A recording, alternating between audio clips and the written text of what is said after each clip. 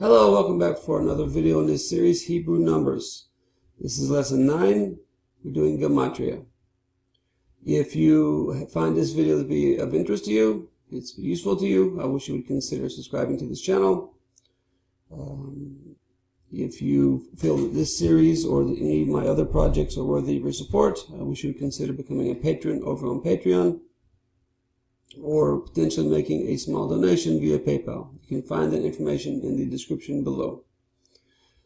Okay, so I guess the first question really is, what is Gematria?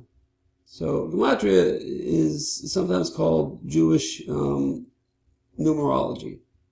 So it is a hermeneutic device primarily used for non-literal interpretations of Scripture. And typically we're using Gematria in a homiletic sense. There are those that are tempted to use Gematria as sort of the backbone for their lessons, for their Divrei Torah. I think this is mistaken. I think Gematria best used is used as a spice that we sprinkle on top of a well-stated case for whatever it is that we are hoping to, whatever message we're trying to get across. That being said, some of the Gematrias are quite striking, quite interesting. We'll explain a few of them as we get into this video. Okay, so Gematria also, it doesn't seem to have any basis in the Scripture. From the time of the Bible, we really see it becoming a thing in Jewish culture during the Hellenistic period. There are those that argue that potentially it comes from post-Babylonian exile. Could be.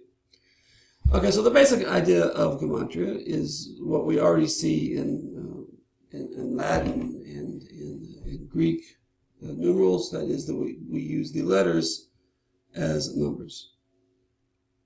And then we basically use these numbers to get the numerical equivalent of certain words or certain phrases in Scripture, and we'll try to run and find equivalents, or we'll do some mathematical manipulation on these numbers in order to make our points. We'll just be focusing on simple Gematria in this video. There's other Gematria systems, but this is the most simple, and this, I think gets the idea across.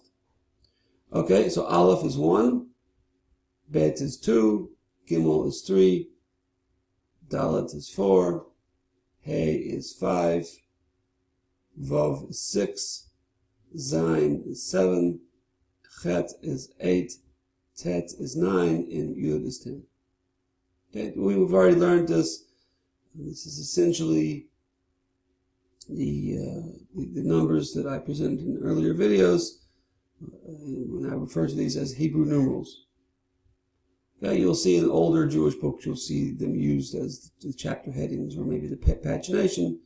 It's used roughly akin to how we use Roman numerals in English today.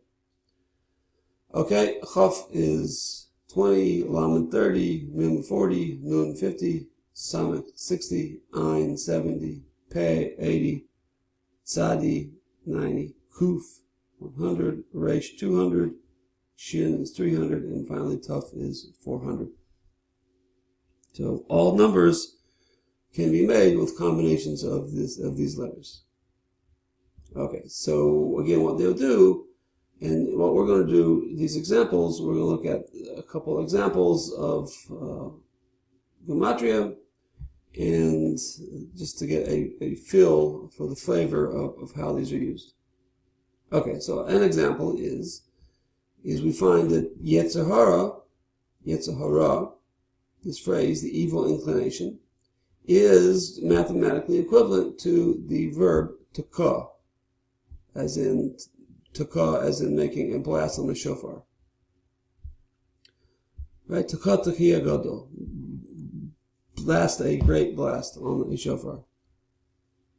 Okay, so let's go ahead and do the math. Yud is 10, Tzadi is 90, Resh is 200,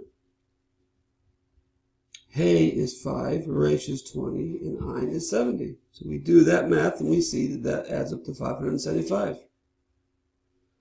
And then we come over here to Ka, we look at it, Taf is 400, Kuf is 100, Ein is 70, and Hey is 5. Lo and behold, 575 equals 575.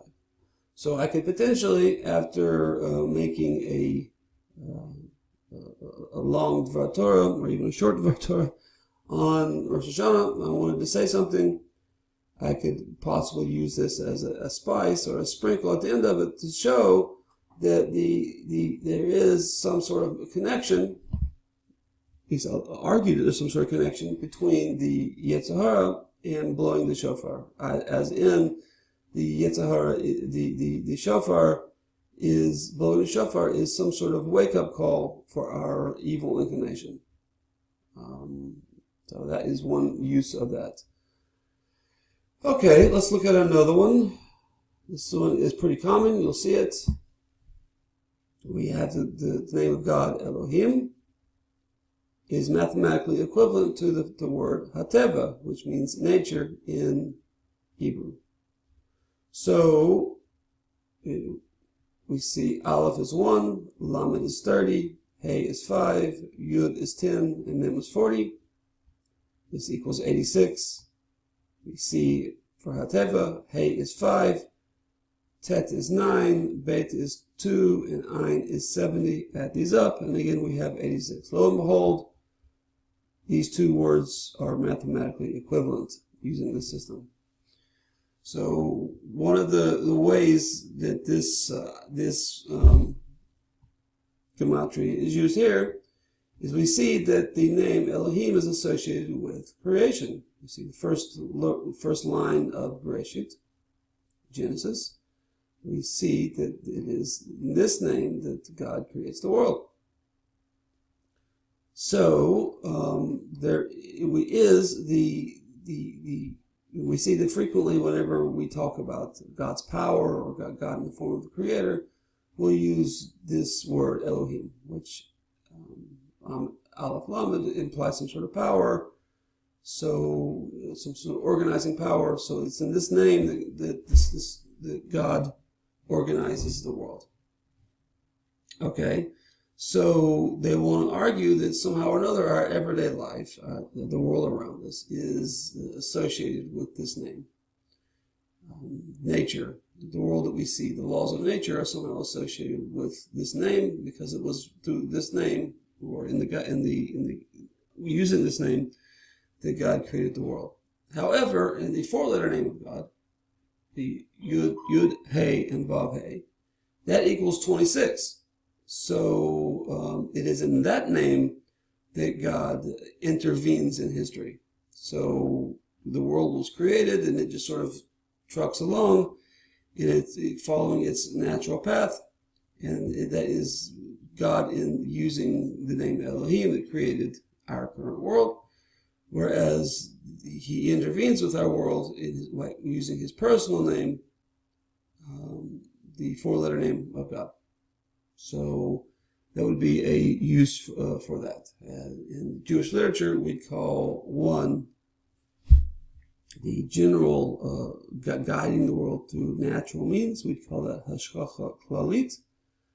General supervision, general providence. And then we'd call the direct providence, we'd call that hashgacha pratit, the guiding of the details, in which God does that with his four-letter name. Okay, anyway, that is an idea of how these Gematria is used.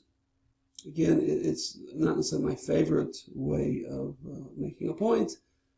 To my mind, best used as a spice that we would sprinkle on the top of a well-argued case. Or maybe at the end of a speech, we would just use one of these.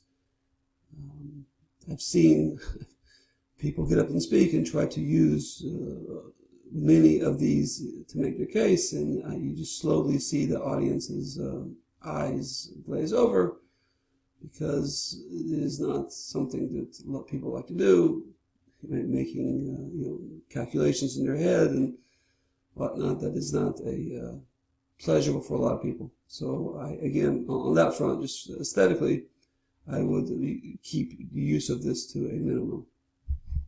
Okay, a author that is well known for his gematrias is one of the traditional commentators, Yaakov ben Asher, Rabbi Yaakov ben Asher. He's known primarily for his legal work, the Baal HaTurim. However, he also had a little bit of a hobby. He would write down, as he studied the Torah, the weekly parsha, he would write down cute little gematrias and word games that he devised, or hints that he found in the text. And after a while, he had amassed so many of these that he published them in a commentary to the Torah. So if this is up your alley, look into his work. So his commentary is standard in most editions of the Mikrot Gedolot, the Rabbinic Bible. But Art Scroll has made a standalone edition in 5 volumes, one for each book of the Chumash. I will include links below in the description to these publications if you're interested. Okay, I hope that was beneficial. I hope you found that interesting. Anyway, Kol Tov, Hatzlacha Rabba. Keep learning.